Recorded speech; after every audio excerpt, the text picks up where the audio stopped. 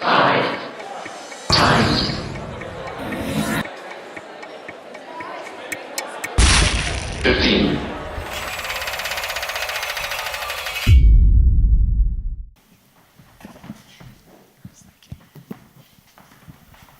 Just start my timer. Good evening. So I have been a practicing doctor for almost 18 years now, and my contention is that the majority of what I see in every single day in my clinical practice is in some way related to our collective modern lifestyles. So just over 5 years ago, I was in my NHS clinic. It was a Monday afternoon.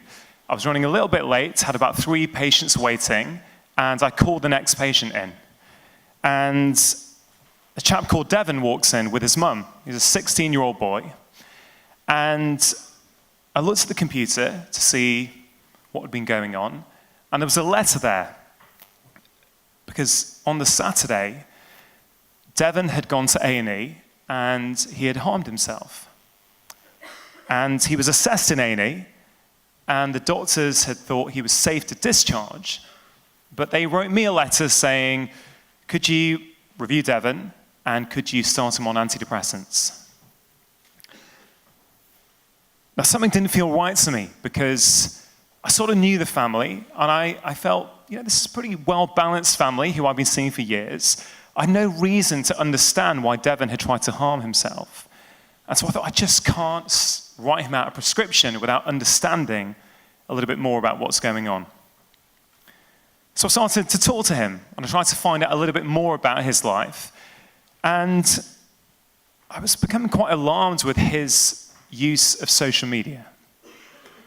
And it started to concern me that actually his excessive, or what I perceived to be an excessive use of social media, might be impacting his mental health. So I had a chat with him, and I said, look, Devon, I could start you on antidepressants, but actually I think there's a few things that I've identified that we might be able to help you with. Would you be interested in me helping you to understand how you can reduce your social media usage? I said, do you think this is going to help, Doc? I said, well, look, I don't know for sure, but I think it might make a difference. So we came up with a plan. I said, for the next week, for 1 hour before bed, can you switch your phone off and not go on social media? That was it. He goes away for a week, he comes back. A week later, I said, how are you doing? He said, well, look, Doc, I'm still not doing great, but something's changed. I'm not quite as up and down in the day. I'm feeling a little bit more stable. I'm sleeping a little bit better. And I said, okay, so something has improved. And so he was open to exploring this a little bit further. And over the next few weeks, we increased that to being for 2 hours in the morning and 2 hours in the evening. And bit by bit, Devon's starting to improve. He's not amazing. He's still got a low mood, but he's starting to improve. About 6 weeks in, I'd come across some research that actually suggested that our diets could impact our mental health.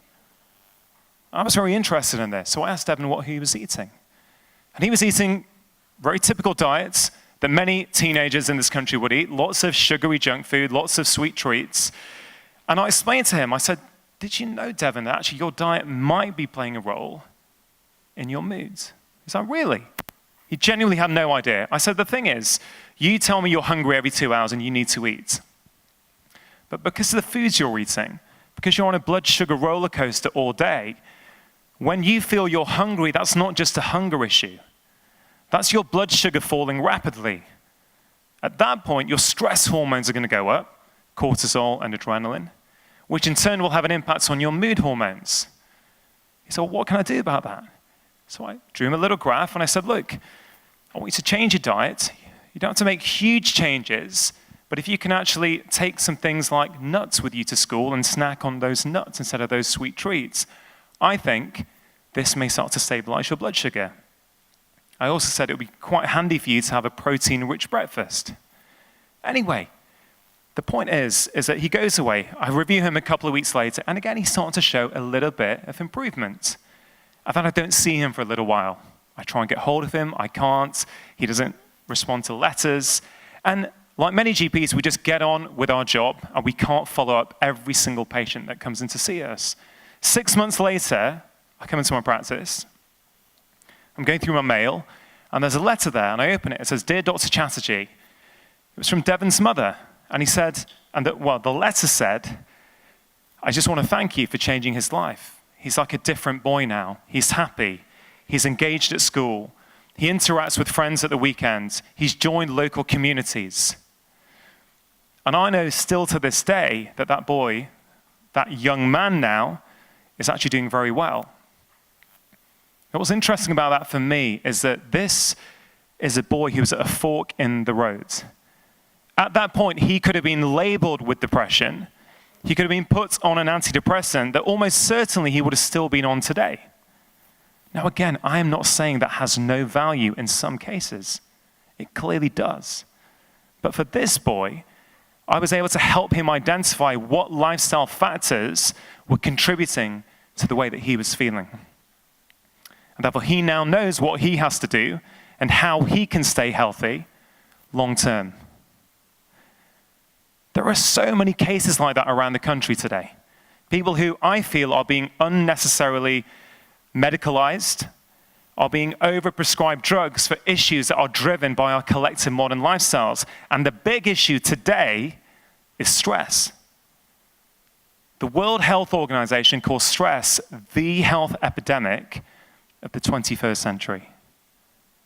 And as a GP, about 80% of what I see on any given day is in some way related to stress. Does that figure surprise you? Yeah, I think it's quite a big figure. I see symptoms every day such as anxiety, fatigue, insomnia, poor memory, inability to concentrate, problems such as low libido, gut problems such as irritable bowel syndrome, and even things like obesity, high blood pressure, type 2 diabetes. All of these seemingly separate issues actually, at their root cause, have stress as a key driver. But I don't think we're talking enough about stress. We talk about our diets, we talk about going to the gym, but we don't talk about stress. And I think we need to, and this is the main reason I wrote my book, The Stress Solution, is to help people understand where stress lives in the modern world, and then more importantly, what we can all do to actually address it. Now look, in my book, I do cover all kinds of things that you would expect in a book on stress, such as breathing and meditation and physical activity, and whether we've got meaning and purpose in our lives. But for the purpose of tonight, I wanted to cover two areas that often don't get spoken about when it comes to stress. The first one is loneliness.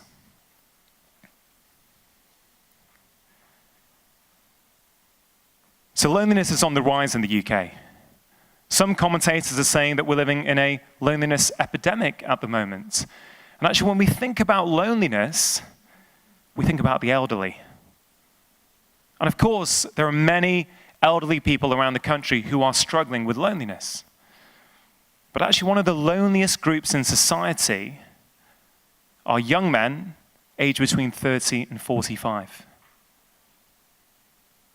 Many of us in here will be familiar that the rates of male suicide are on the rise.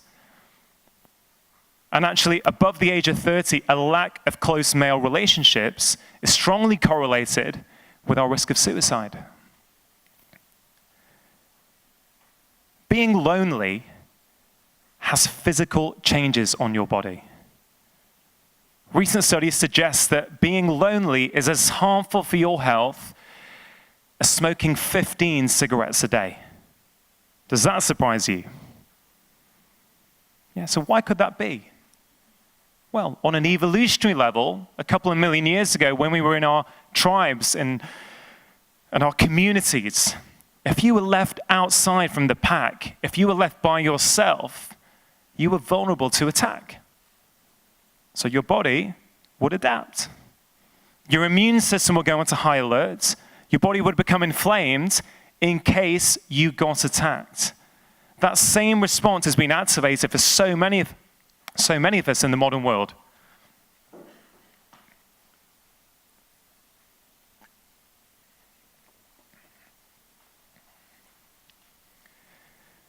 Professor George Slavich studies something called social genomics at UCLA.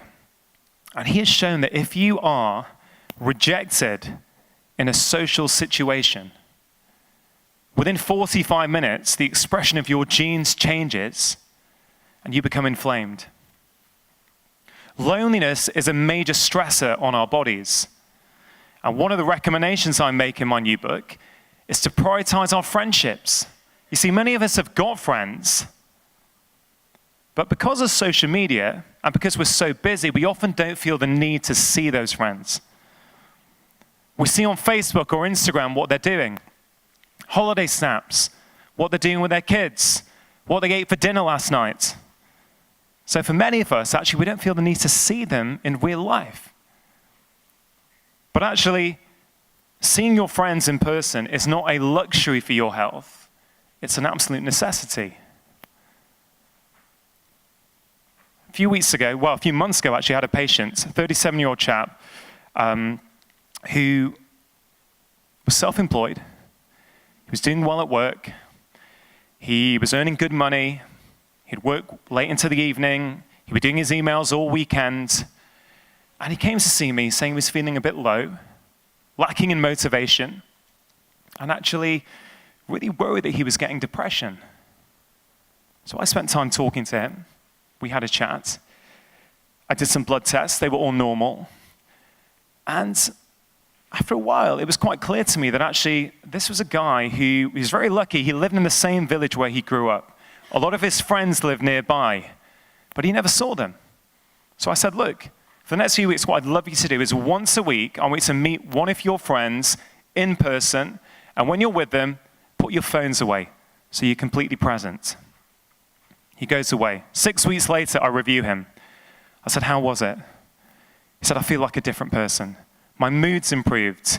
My motivation has improved. My self-esteem is better. And I'm now able to concentrate more at work. I said, what did you do? He said, well, a couple of times I played five-a-side.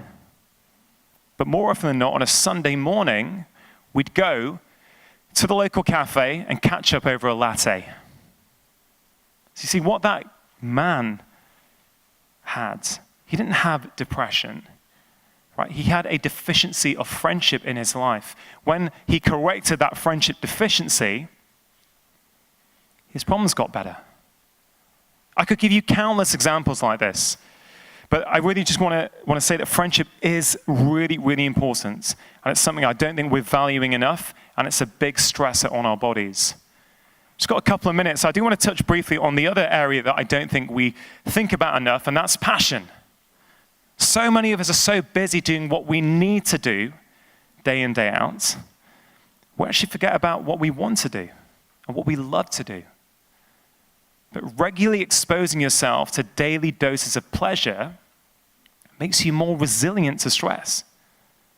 But conversely, if you're chronically stressed, your brain adapts and you find it harder to experience pleasure in everyday things. So I ask all of you, when was the last time you experienced a daily dose of pleasure? Many of us do things regularly that we love, but I can tell you many of my patients don't. Many of my patients need me to give them permission to start pursuing their passions. And I've got countless case studies of patients who, once they start doing that, even if it's just 5 minutes a day, could be reading a book, listening to music, going for a walk. It could even be watching a favorite comedian on YouTube for 5 minutes. But if you give pleasure, if you make pleasure a daily priority in your life, you will become more resilient to stress. You will lower your stress levels and you will feel better.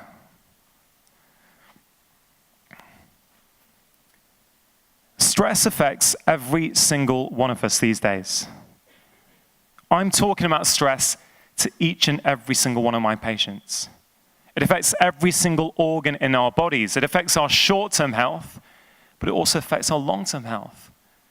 Now, chronic stress is actually thought to be one of the key drivers are developing Alzheimer's disease.